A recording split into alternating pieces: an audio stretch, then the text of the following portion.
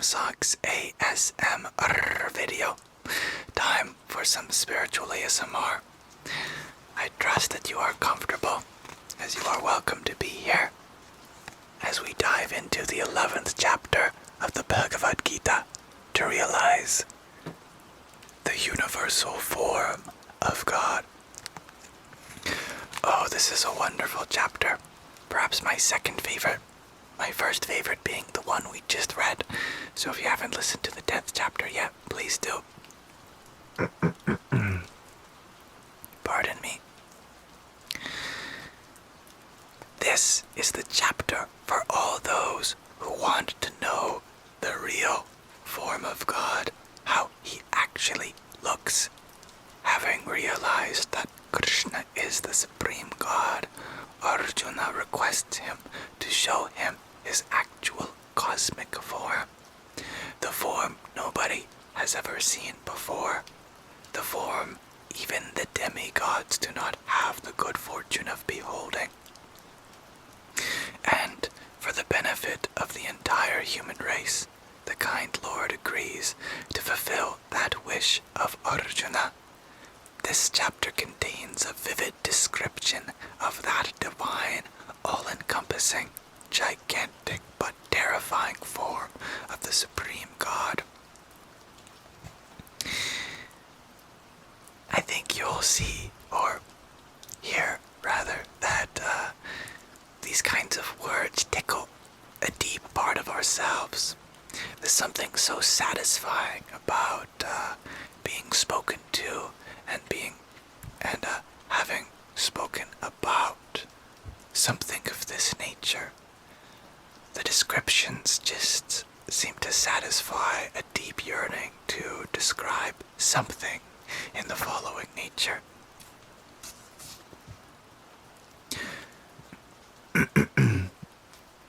Arjuna says to Lord Krishna, by hearing that speech, the highest secret pertaining to the Supreme Self, uttered by you for my benefit, this delusion of mine has been dispelled. O lotus-eyed one, I have verily heard from you in detail about the appearance and disappearance of all beings, and also your limitless glory.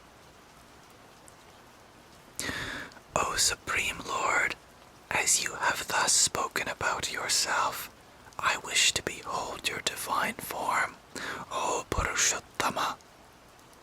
If you think, O Lord, that it is possible to be seen by me, O Lord of Yoga, Yogeshvara, then kindly show your eternal self to me.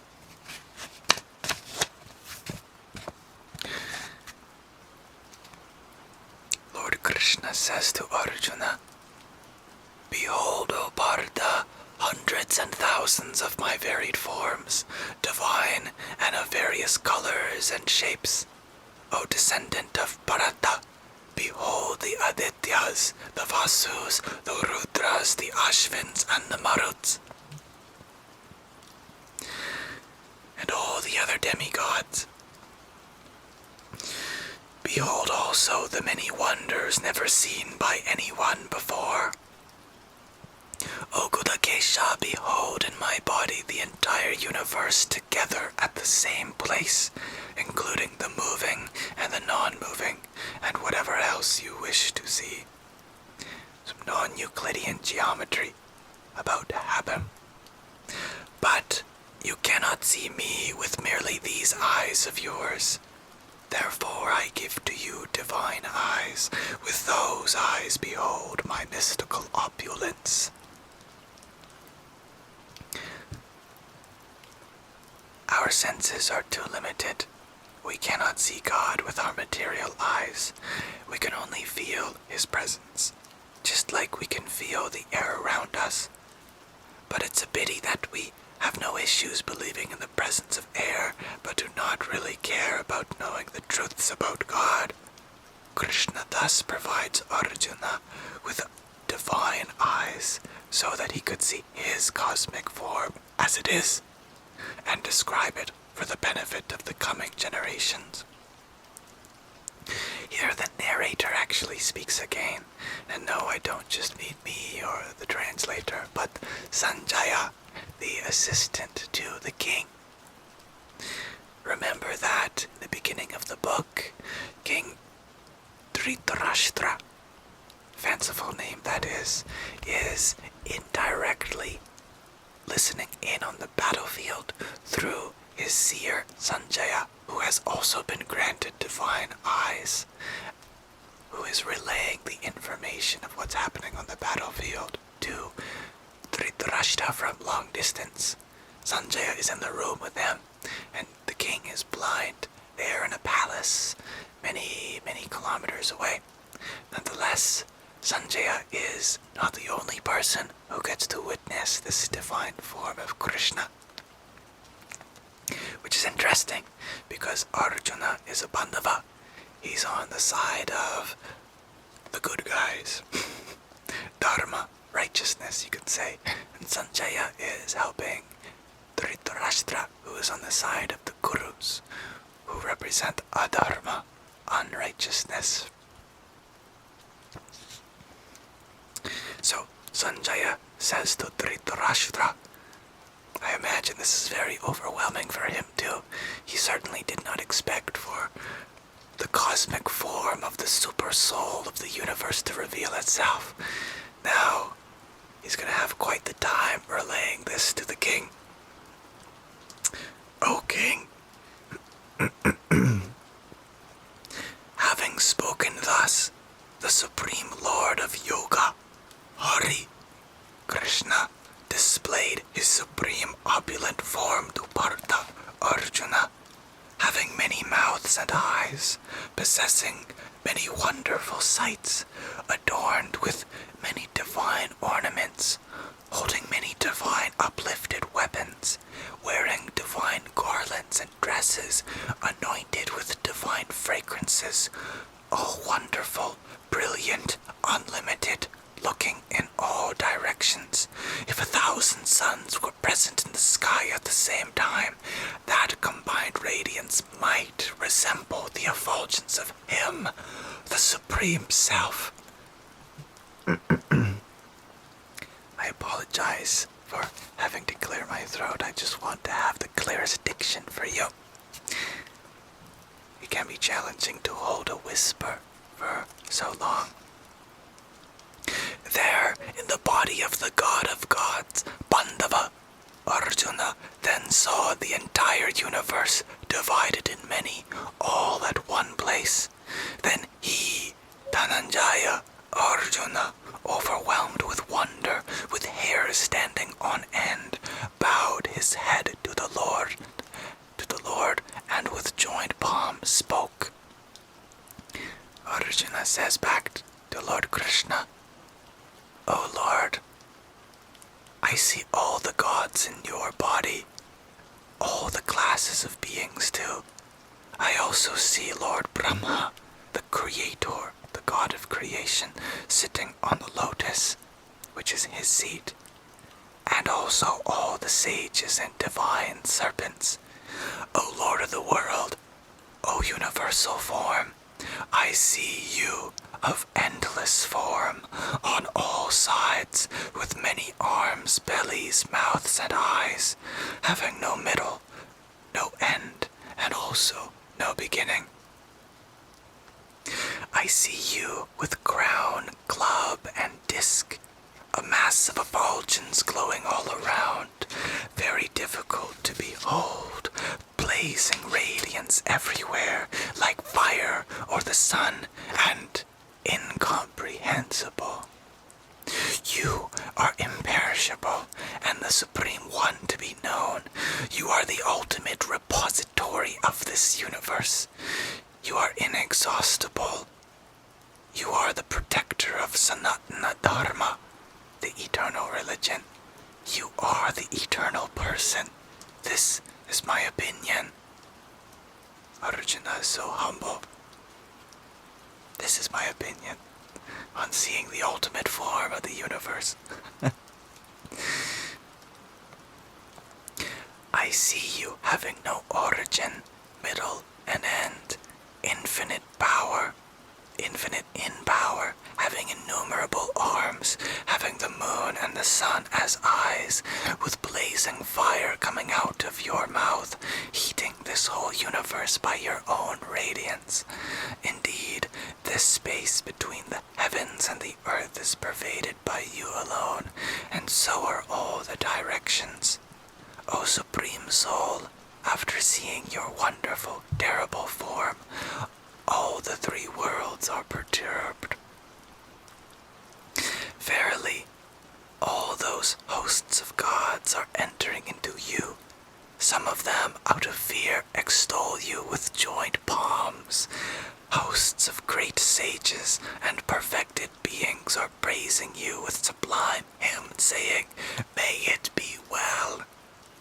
The Rudras, the Adityas, the Vasus, and the Satyas, the Vishvadevas, the two Ashvins, the Maruts, and the Usmapas, and the Gandharvas, the Yakshas, the Asuras, the Siddhas, they all, these groups of the different classes of gods and demons, are beholding you, indeed, in wonder. O mighty armed, seeing your immense form with many mouths and eyes, many arms, thighs, and feet, many bellies, looking horrible with many teeth, and all the worlds are terrified, and so am I. O Vishnu. Arjuna is correctly identifying him with Vishnu of the Trimurti, of the triple form of God. Vishnu is the all-pervader, one with the other two forms, Shiva, the dissolver, and Brahma, the creator. O Vishnu, indeed, seeing you touching the sky, blazing with many colors, open mouthed with large fiery eyes, I, being terrified within, cannot find steadiness at peace. Seeing these mouths of yours with terrible teeth, resembling the fire of death, I have lost my sense of direction, nor can I find comfort. Be gracious, O Devesha, O shelter of the universe. Also, all these sons of Dhritarashtra, along with hosts of kings of earth, and also Bhishma, Drona, and the son of charioteer Karna, with our prominent warriors too, are rapidly entering into your mouths with terribly fearsome teeth. Some of them are seen sticking in the gaps between the teeth with their heads crushed. Verily, as the many torrents of the waters of the rivers flow toward the ocean, so also these arrows of the human world are entering into your blazing mouths. As moths rush hastily into a blazing fire for their own destruction, so also are all creatures of the world dashing into your mouths for their own destruction. You are licking your lips, devouring all creatures from all sides with blazing mouths, covering the whole world with effulgence. Your fierce rays are scorching, O Vishnu. Tell me who you are, so fierce in form. Obeisances unto you, O Supreme God. Please be gracious. I desire to know you, the original one. I, indeed, do not know your purpose. And this makes for, in my opinion, one of the most remarkable and, at the same time, funny interactions in the Bhagavad Gita, because Arjuna, being so overwhelmed with Krishna revealing his true form to him, by Arjuna's direction, Arjuna starts begging Krishna to come back into his human form. And I find that very adorable, but I would do the same, no doubt. As the Lord had indicated, Arjuna sees all and everything inside that universal form of Krishna. He sees beings being created as well as getting annihilated. He sees all the demigods, all the gods and all the creatures, all the celestial planets and stars, the entire creation, all at one place inside that massive body. This makes it very evident to Arjuna that Krishna is everything, the origin, the middle, and the end. Some hyperbolic geometry happening here to fit the whole Euclidean universe in just one spot. Side note, Arjuna mentioned something very important, but I didn't want to break the flow till we got to another commentary. Arjuna said, "You are the protector of Sanatana Dharma." And the translator translates that to the eternal religion. This is something important to know, is that this isn't a Hindu text. This is supposedly, and in my opinion also, a text that's applicable to all religions around the world. Not something to compete with other faiths. The term Hindu is a relatively recent coinage, but the name for this spirituality is traditionally in ancient Sanskrit called the Sanatana Dharma, which, yes, literally means in this context the eternal religion, which doesn't mean that it'll stand the test of time, whereas others won't. It means that all religions ultimately are part of this one universal and eternal Dharma.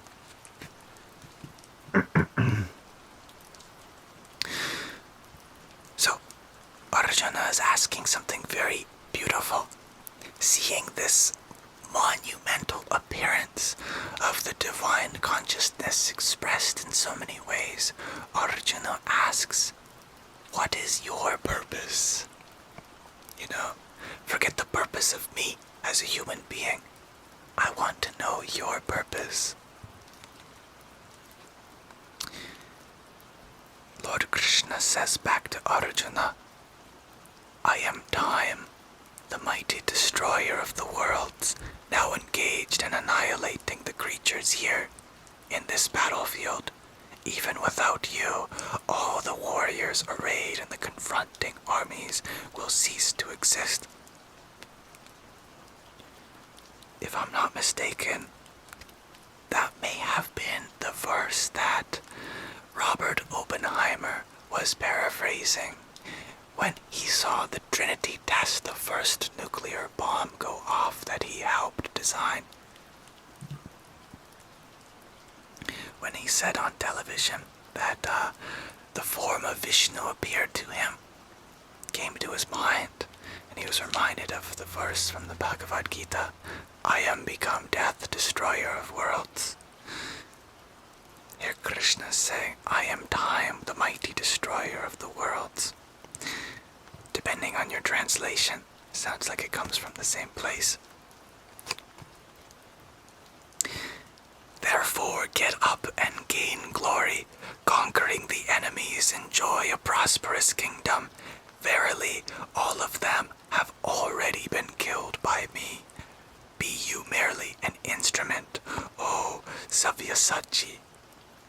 Drona and Bhishma and Jayadratha and Karna and the other brave warriors have already been killed by me, and so you shall slay them without grief. Fight, you shall conquer your enemies in battle. More commentary. Whatsoever Krishna intends is what actually happens, regardless of what we wish to see happening. Our job is to perform our duties to the best of our abilities. This is our responsibility. Whatever Krishna desires would be the ultimate result. That is not something for us to worry about. Again, Sanjaya speaks to the king, Dhritarashtra. After hearing this speech of Keshava, Krishna, the trembling Kirti, Arjuna, with joined palms, prostrating himself, bowing down, overwhelmed with fear, said again to Krishna with a faltering voice. Arjuna speaks to Lord Krishna. It is proper, O Rishikesha, that the world rejoices in and becomes attracted by your glories, that the demons, out of your fear, run in all directions, and also that all groups of the perfected sages bow down to you. And why should not they pay homage, O great soul, to you, to the first creator, who is even greater than Brahma, as Brahma, the god of creation, also comes from Krishna. O limitless one, O God of gods, O shelter of the universe, you are the imperishable one, the manifest, the unmanifest, the transcendental. You are the primal God, the oldest person. You are the supreme refuge of this universe. You are the knower, the knowable, the only one worthy of being known, and the supreme abode. O being of unlimited forms, the universe is pervaded by you. You are air, death, fire, water, and the moon. You are Prajapati, the Lord of all beings, and the great-grandfather, the oldest one. Salutation, salutation be unto you 1,000 times again and again. Salutation, salutation to you. Salutation to you from the front and from behind. Salutation to you from all sides indeed. Oh, everything. You are infinite in power, infinite in prowess. You pervade everything, therefore you are everything. Whatever I said rashly to you, not knowing this greatness of yours, regarding you as merely a friend, either out of carelessness or out of love, addressing you as O Krishna, O Yadava, O friend, etc., and O Achyuta, howsoever you have been insulted by me for fun, while playing, while laying down on bed, while sitting, or while eating in private or even in company, for all that I beg pardon of you, O immeasurable one. You are the Father of the world, of the moving and the non-moving. You are also its glorious preceptor, worthy of worship. There is no one equal to you. Then how can there be anyone superior to you in the three worlds, O Lord of unequaled power? Therefore, laying down, prostrating the body, I beg your forgiveness, O adorable Lord, as does a father to their son, as does a friend to their friend, as a lover to their beloved, so should you forgive me, O God. We often do not treat God the way he should be treated. This is no longer Arjuna speaking, this is the translator. Some regard themselves as all-powerful, believing that their quote-unquote success is solely due to their own efforts. Some regard God as a supplier of their objects of desire. Some even call him names when he does not provide them with what they desire. And some simply do not believe in his existence. But sooner or later we all must come to terms with the truths about God's nature and authority. Keeping this in mind, we should never do anything that may require us to feel guilty about our grave error at the time of realization. Arjuna continues, I am delighted by seeing what has never before been seen, but also my mind is unsettled with fear, seeing such a horrible form. O Lord, please show that previous form to me. Be gracious, O Lord of Lords, O shelter of the universe. I wish to behold you as before, crowned, wielding a mace, with disc in hand, in at least that four-handed form, if not that human-like two-handed form. Please disappear thus, O thousand-armed one, O Vishwamurte. I love that verse so much. I think that's so funny. Not to discredit Arjuna's feeling of being overwhelmed. But he's bargaining with God, saying, hey, can I see your four-armed form at least? Come back to what I'm used to what I'm familiar with.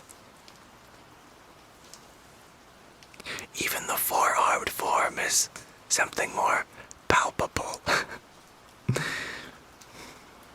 Some more commentary. Krishna's cosmic form, though transcendental, mystical, and grand, is difficult to love for our minds.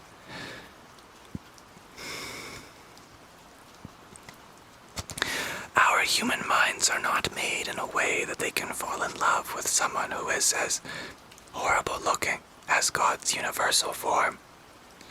This form has many mouths with gigantic jaws, between which the dead are seen hanging with their heads smashed, stained in blood. Pretty metal. This is obviously not a form of a deity we can easily worship with love.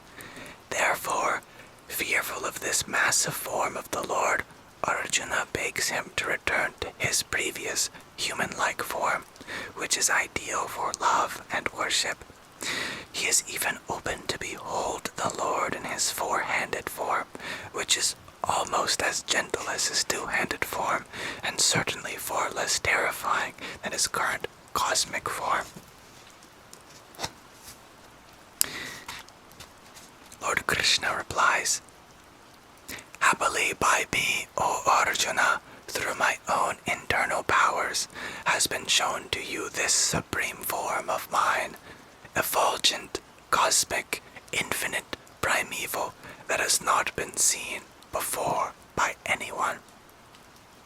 Neither by the study of the Vedas, nor by making sacrifices, nor by giving gifts, nor by following rituals, nor by practicing severe austerities, can I be perceived in this form, in this mortal world, by anyone other than you, O bravest of the Kurus. May you have no fear, and may you not be bewildered by seeing such a horrible form of mine as this. Becoming free from fear, pleased in mind again. Again, please behold this earlier form of mine. Sanjaya speaks up to Dhritarashtra. Thus Vasudeva, Krishna, having thus spoken to Arjuna in this manner, again displayed his own form again, and the great soul, becoming serene in his form again, reassured the terrified one, Arjuna. You may notice that as this book progresses, slowly the characters are identifying ancient names for God with Krishna. We started calling him by his name, by his relationship to others, through respected titles, and now we're working our way up to the fact that this is the very God that all of these people have been studying through scripture, hearing so highly about through pious Brahmins and priests. It is before them on this battlefield. And this is so important because Sanjaya is speaking like this too, even though Krishna is on the side of his enemies. And he is relaying this to the king, and the king could probably have him punished for speaking so highly of his enemy. So clearly, being correct in addressing Krishna as the ultimate form was more important to Sanjaya than to his duties to the king. Arjuna replies back to Lord Krishna, O Janardana, seeing this serene, human-like form of yours, I am now composed in mind and restored to my own nature. Panic attack over. Lord Krishna says back to Arjuna, this form of mine sign which you have seen is very difficult to behold. Even the gods are ever longing to see this form. Neither by studying the Vedas, nor by undergoing penances, nor by doing charity, nor even by making sacrifices can I be seen in this form in which you have seen me. But by single-minded devotion can I, in this form, be known and seen in essence, O Arjuna, and also be entered into, O Parantapa. O Pandava, one who works for me by dedicating their actions to Krishna, makes me the supreme goal, is devoted to me, is free from material attachment, and is free from enmity towards all beings, certainly comes to me. Being steadfast in yoga is the only way to reach Lord Krishna. We ought to work for him, giving up the desire for rewards of our actions. We ought to meditate on his loving Krishna form in full knowledge of him, and we ought to be ever engaged in his devotion. This way we shall surely attain Krishna. Thus we conclude reading the 11th chapter of the Bhagavad Gita, and that was undoubtedly the climax of the book. So the rest of the book is Krishna giving some final truths now that he has gained a sense of authority, proven to us through his opulence that there is a very great weight behind his words, which incidentally I think is where we get the word guru from. Guru can be mystically deconstructed into the root gu, meaning darkness, and ru, meaning the remover or dissolver of. So a guru is one that takes you from the darkness of ignorance, dissolves it by bringing you into the light of awareness. But as a word, guru literally means the heavy one. And so things are described as guru, as being heavy, like in poetry. The heavy words, the ones with emphasis, are called guru. In this way, there is a gravitas, a weight, an air of importance to what we call a guru. And clearly Krishna has proven to Arjuna and through him to the rest of us that he is undeniably a Satguru, a true guru.